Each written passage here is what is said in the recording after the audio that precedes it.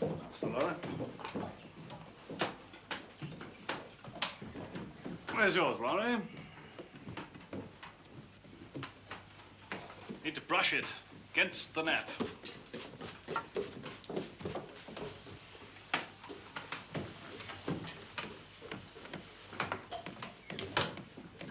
She won't be a minute. She's been telling the men where to put the marquee. Who is it, Meg?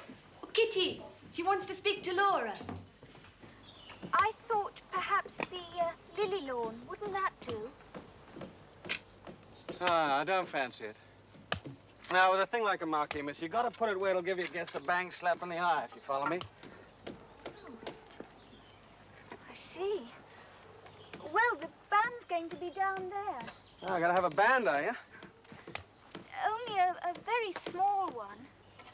Pom, cleom, pom, pom, pom, pom. Laura! Oh, yes. Excuse me, I've got to go and talk to someone on the telephone. That's all right, miss. I'm sure we can manage. Good.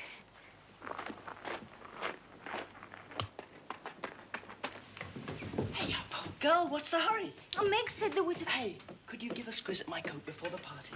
See if it wants pressing. I will. Oh, Laurie, I do so love parties, don't you? Rather. Laura, Kitty's waiting. Come on, Laurie. The girls can cope. We'll be late for the office. Coming. Hello, Kitty.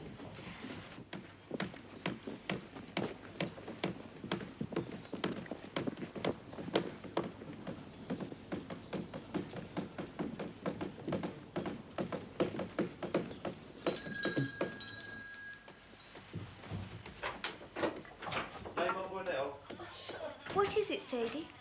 The florist, miss.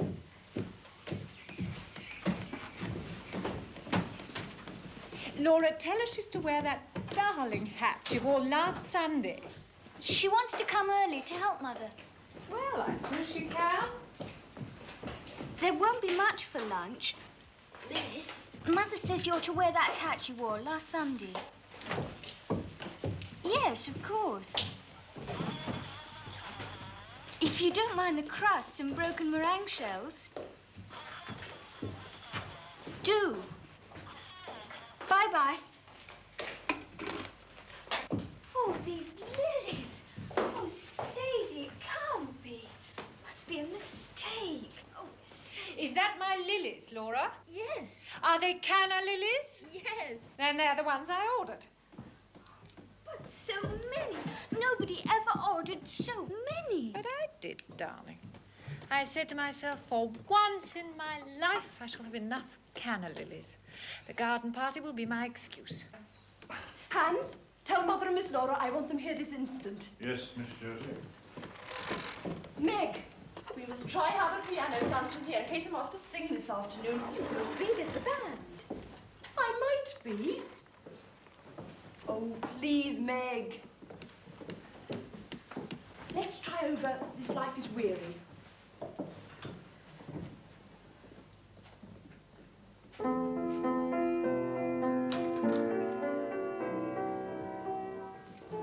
This life is weary, a tear, a sigh, a love that changes. This life is weary, a tear, a sigh, a love that changes.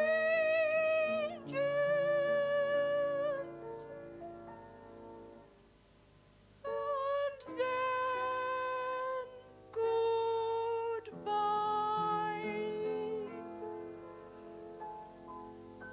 Aren't I in good voice, Mummy?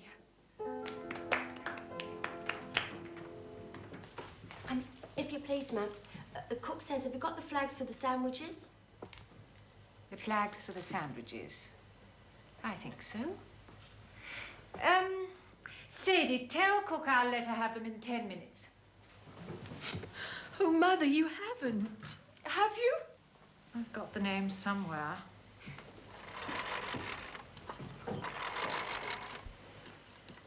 Behind the clock, perhaps? There. What luck. You see? Meg, go upstairs this minute and take that wet thing off your head. And Josie, run and finish dressing this instant. And Josie, pacify cook for me. I'm terrified of her this morning. Now, Laura, you must write them out for me. Cream cheese and lemon curd. Egg and mice? Can't be mice, can it? Olive, Mother. Oh, so it is. What a horrible combination. Egg and olive. Hardly better than egg and mice. Oh, Mother. Anchovy and cress.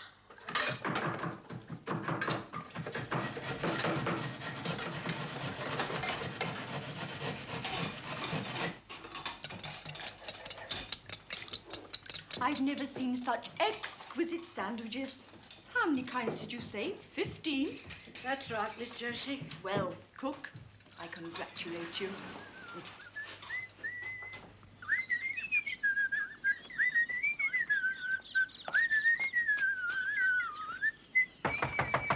That'll be gobblers with the cream puffs. Good morning. Cream puffs take one back to all the parties one's ever had. Don't they, you, Josie? One grows out of sweet things. I haven't. I must say, they do look beautifully light and feathery. Have one, my dears. Go on. Your ma won't know. I couldn't possibly, not so soon after breakfast. Heard about the accident in Hawk Street this morning? Horse shot at a traction engine. Bang! Dead. Killed. Who's been killed? Thrown on the back of his head. Them engines, they ought to be... A horrible accident. A man killed. Killed? Where? How? Know those little cottages below here, miss? Near our front gate? Young chap called Scott. He's a carter. Coming down Hawk Street this morning, big traction engine appears round the corner. What does his horse do? It rears up, then bolts. Well, cart hits a bollard, smacks it flat. He's thrown out, slam, bang on the back of his head. Killed. Dead? Instantaneously, miss. He was dead when they picked him up. They were taking the body home as I came along here. He left a wife and 5 little ones. Oh, no. Oh, yes, miss. Josie, come here.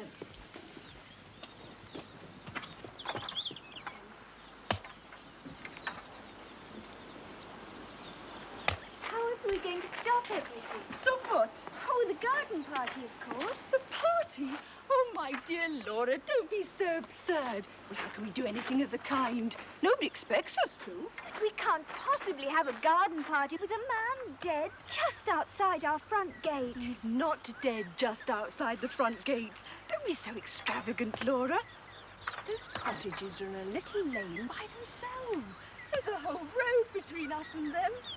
But they'll hear the band. Oh, what will the poor man's wife think? Oh, you won't bring a drunken workman back to life by being sentimental. Drunk? Who said he was drunk? Look at the marquee. I'm going straight up to tell Mother. Do, darling.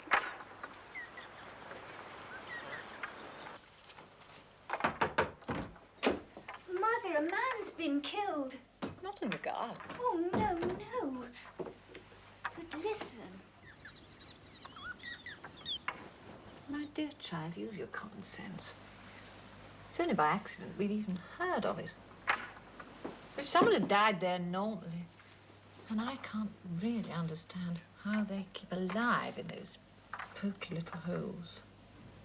We would still have been having our party, shouldn't we? Yes. But isn't it really terribly heartless of us? No, darling, it's quite natural. But supposing one of our workmen had been killed putting up the tent?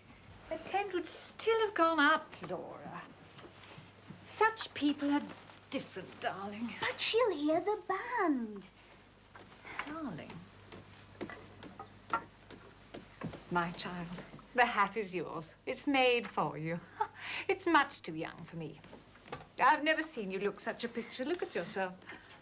But, Mother... People like that don't expect sacrifices from us, Laura.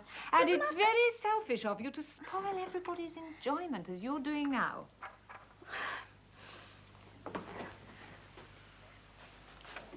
I don't understand.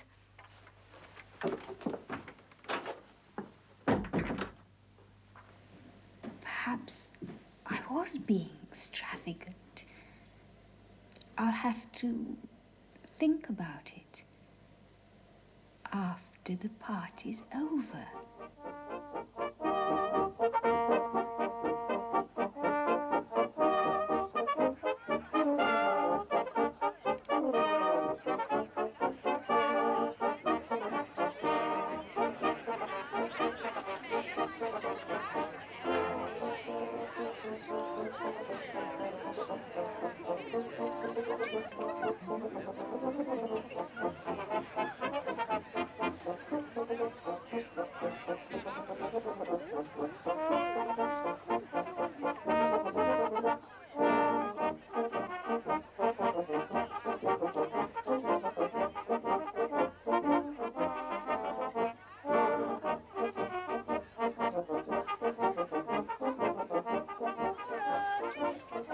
Kitty.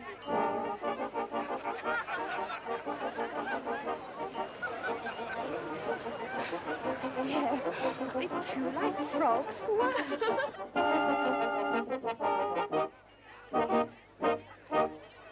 You ought to have arranged them round the pond with a conductor in the middle on a leaf. Hello, Kitty. Hello, Laura. Laurie, My word, Laura, you do look stunning. What an absolutely topping hat. Gosh. Oh, sorry, Kitty, so is yours. But when one's sister suddenly, well, you know, blossoms out, it rather takes a fellow by surprise, don't you see? She looks quite Spanish, I think. Yes, rather. Come on. Time for passion fruit ice cream.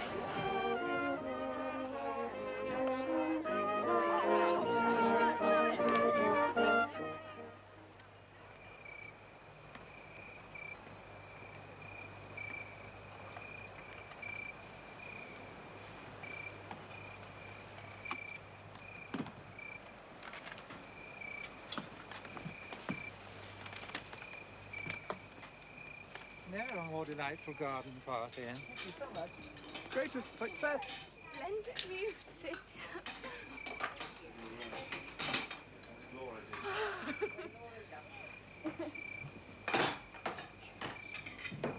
Have a sandwich, Daddy. I made all the flags. Ah, these parties. I'm exhausted. Why will you children insist on giving parties? Oh, but it was such a success. Yes, but so. Don't suppose you heard of the accident in Hawk Street today? Oh, my dear, we did indeed. Rather beastly it was, actually. So Laura told us.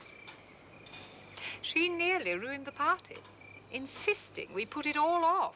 Oh, Mother, please don't tease me about it. It was pretty horrible, in fact. Chap was married, too, leaves a wife, half a dozen kiddies, so they say. Can you take the lower guy there? You'll ask the governor. Okay, hold on. Now, begging your pardon, Mr. Sheridan. Time to haul it down. With your Of permission. course. Easy does it, mate. Steady, steady. Easy. I know. We'll make up a basket. We'll send that poor creature some of this perfectly good food we have left. But, Mother... Laura, dear, it will be the greatest treat for the children, and she's bound to have neighbors calling. Take scraps from our party. Darling, what is the matter with you today? A few hours ago, you were insisting on us being sympathetic. Now we are being. But, Mother... Go and get the big basket out of the stairs cupboard. Well... all right.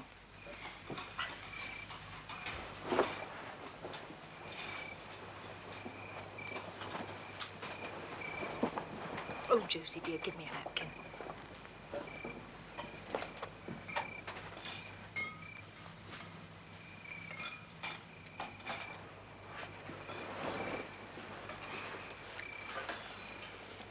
Run down just as you are, darling. No, wait. We'll send her some lilies. People of that class are so impressed by lilies. It's them to ruin her frock, Mother. Oh, so they will. Just the basket, then. And Laura, don't on any account. Yes, Mother? Nothing. Run along.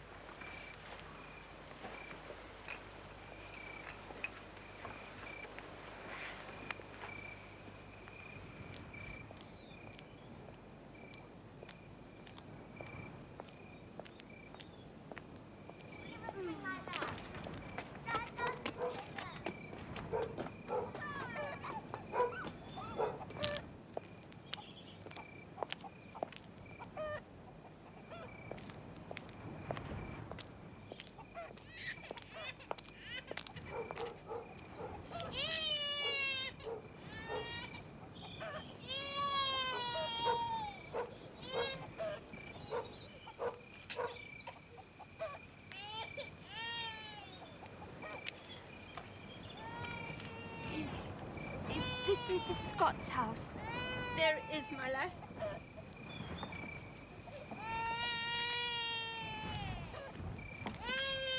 One of the Sheridan girls.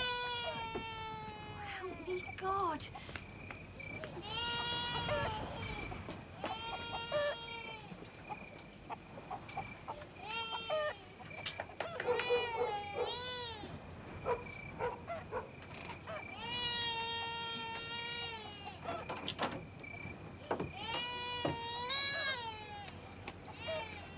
Are you Mrs. Scott, please? Walk in, do, miss.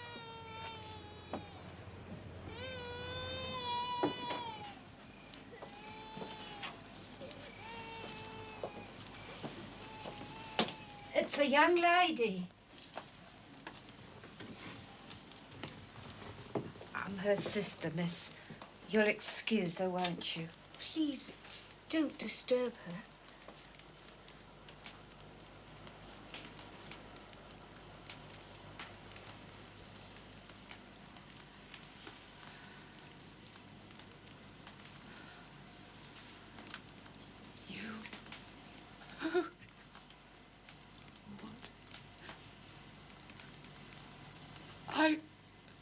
Who you... Who...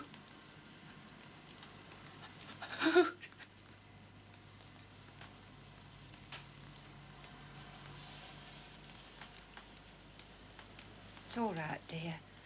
I'll thank the young lady. You'll excuse her, miss, I'm sure. It's been so sudden like. She'll be very honoured, I know, when she realises. I'll take the basket.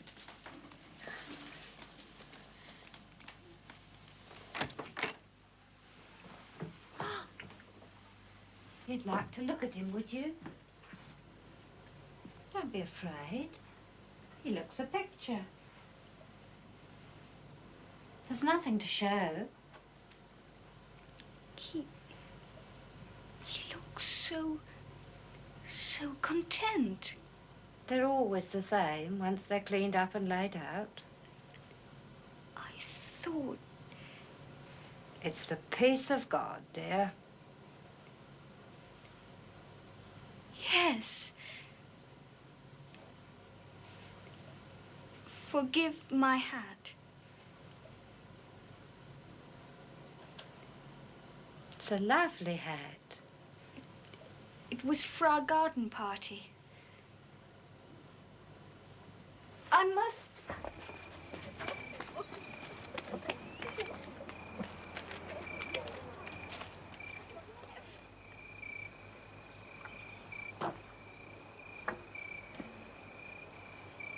Laura?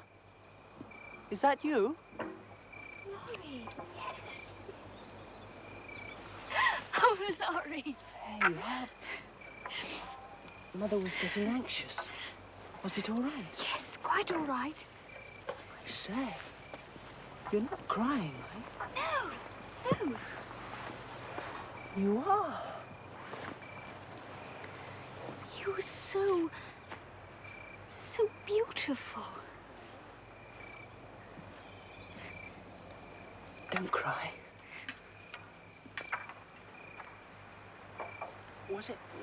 Was it awful down there? No. You were simply marvelous. Oh, Laurie, isn't life so... Isn't it, darling? I knew you'd understand.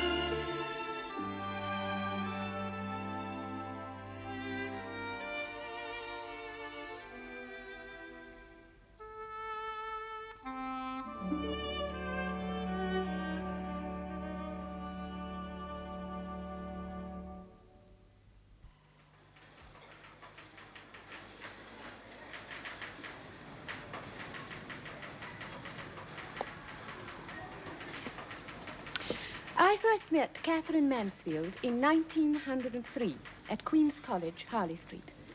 I was 15, she was 14 years old. Our friendship, formed at school, lasted until her death. In 1906, K.M. returned home to New Zealand. But 2 years later, she won her freedom from her family and came back to London, determined to be a writer. Her father was a successful banker in Wellington. He gave her an allowance of £104 a year. It was not enough. She was just 20, impetuous, and soon in love with a young violinist, Garnet Trowell. Nor was she without other admirers, among them George Bowden, a singing teacher of solid worth and devotion. But it was with Garnet that K.M. made her first dive into life.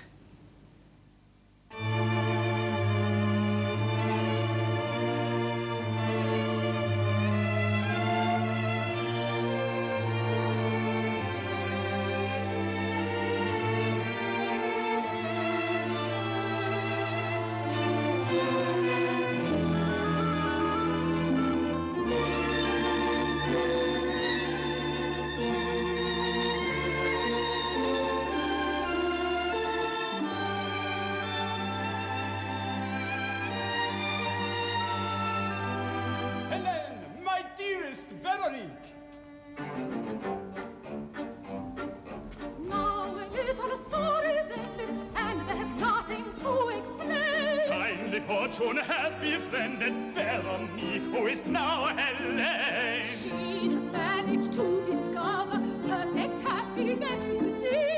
I've got a handsome lover who is all the world to me. And I've got a gallant captain who is all the world to me. For Helene and Veronique, this is a happy day. Joy and laughter ever after in our hearts we'll stay. For Helene and Veronique, this is a joy. Wakey, wakey, off beds this morning.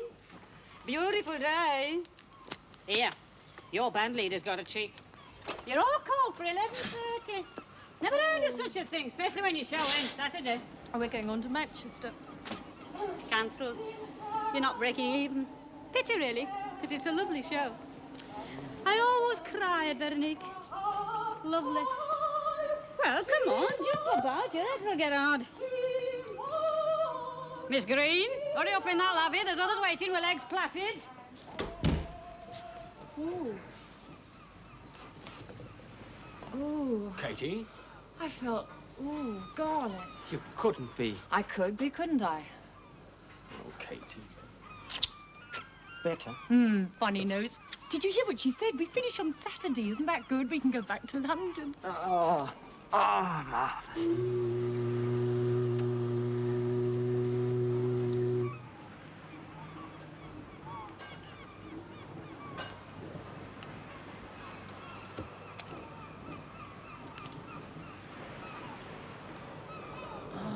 I do wish you'd splash more.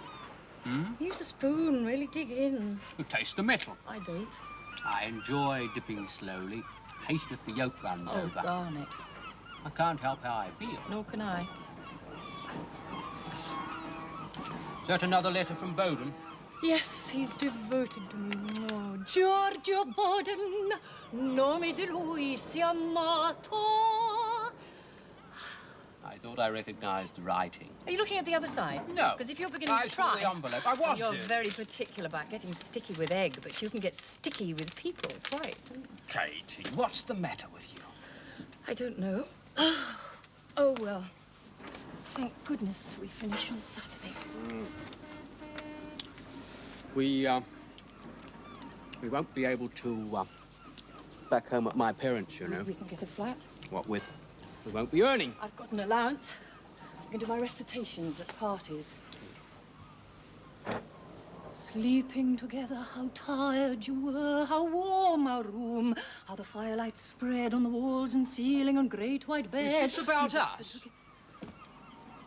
Oh, really? Garnet, you've no feeling for literature at all. I don't interrupt you when you're playing your violin. Go on. No. What is it? Trey. All the other artists are getting up a protest. Say they've been treated like cattle. Well, I mean, the manager really ought to put up the notice. What notice? Fortnight's the custom. How long have you been in the business? This wicked management. Just not bothered.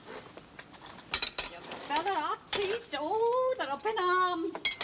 You should just hear that contralto. Fortissimo. I'm glad the show's over. I want to go home. Glad? Oh, then you're not a trooper, are you?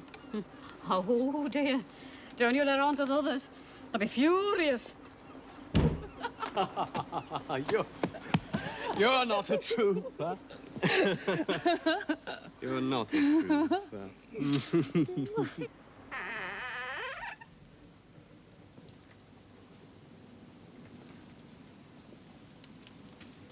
Do you, George Bowden, take Katherine Mansfield Beecham for your lawful wedded wife? I do. And do you, Katherine Mansfield Beecham, take George Bowden for your lawful wedded husband? Yes? I do. I do. I declare you man and wife. Yes.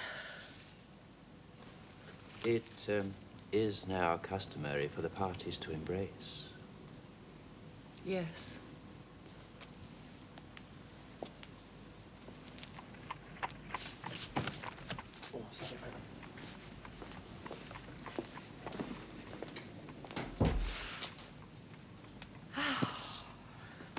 Well, Cass.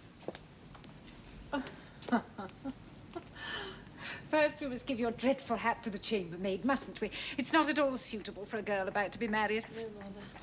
When do I meet your fiancé? I don't know. My dear child, you must cheer up.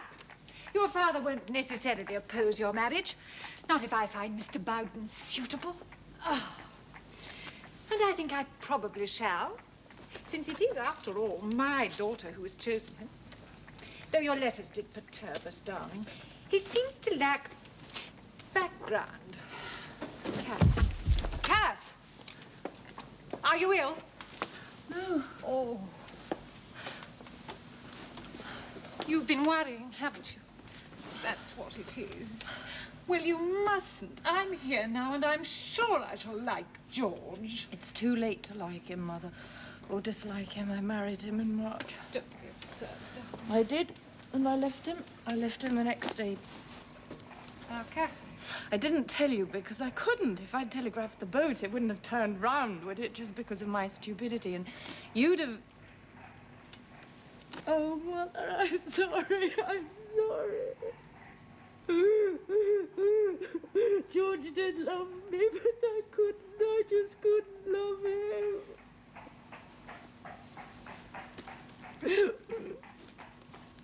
You must have thought you could. He used to write me such kind letters.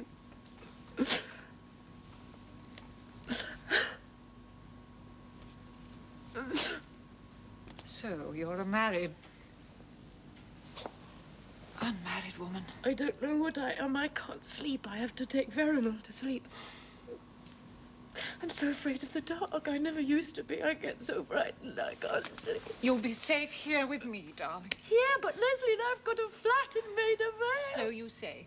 And I understand that Maida Vale is not at all a suitable district for two young girls. No, you'll stay here with me until I decide what is best to do.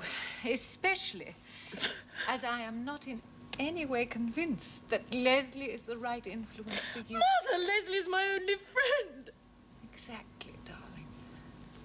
Clearly London doesn't suit you at all. We shall have to find somewhere healthier. Somewhere discreet. With good, clean air.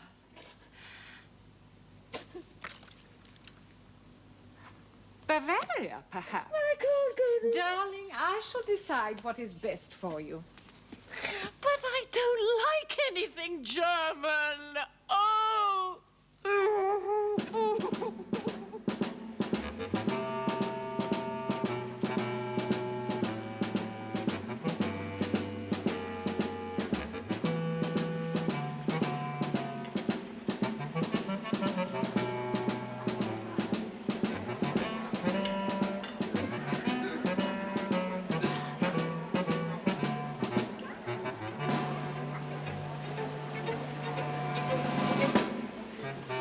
Super bitte.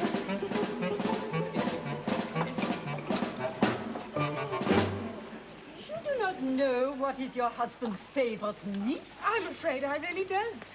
But how long have you been married? 3 years. But you cannot be in earnest. You could not have kept house as his wife for 1 week without knowing that fact. I really never asked him. He's not at all particular about his food. No wonder there is a repetition in England of that dreadful decadence in Paris. How can you expect a woman to keep her husband if she doesn't know his favorite food after 3 years?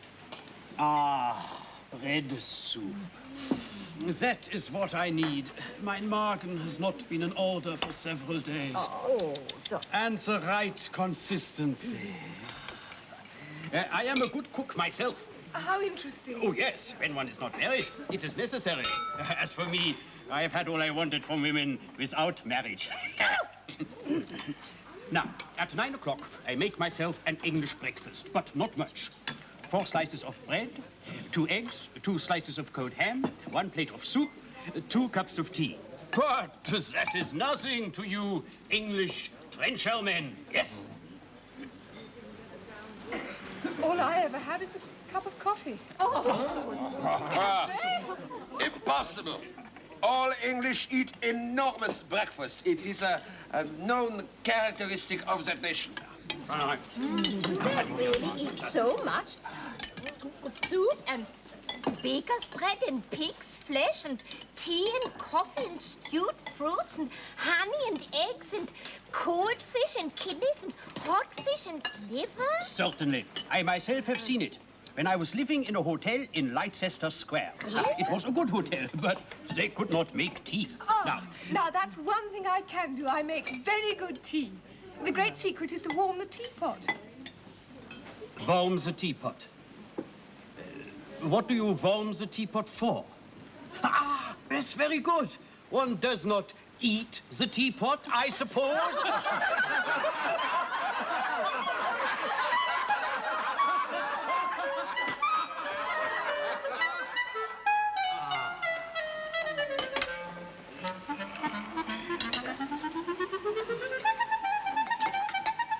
I eat sauerkraut with great pleasure, but now I have eaten so much of it that I cannot retain it. So I am forced to... What a pity about the rain.